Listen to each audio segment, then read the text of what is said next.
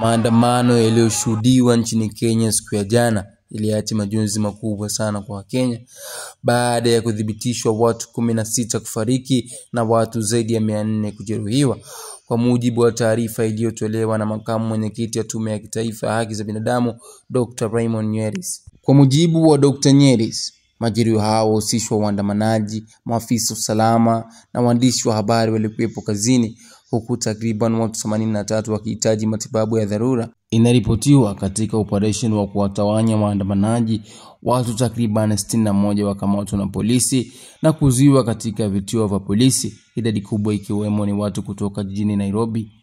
Tukio lililozua taharuki zaidi ni uamuzi wa serikali kuzuia matangazo ya moja kwa moja kwenye runinga na redio, vituo vikubwa nchini ikiwemo KTN, NTV na Citizen TV vilizimwa kwa muda, hatua ambayo ilipingwa vikali na mashirika ya haki za kibinadamu na wadau wa tasnia ya habari.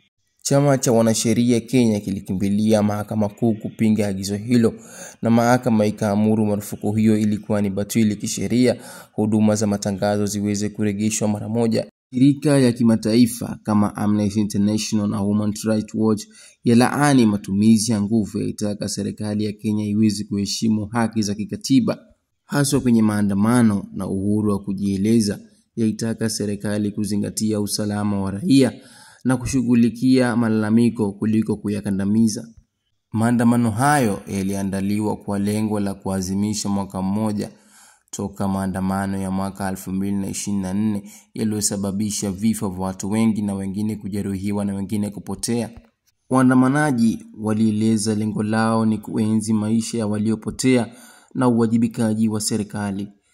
Huyu ni mtangazaji wako wa Westedi na hii ni Maisha ya Sasa. Karibu sana.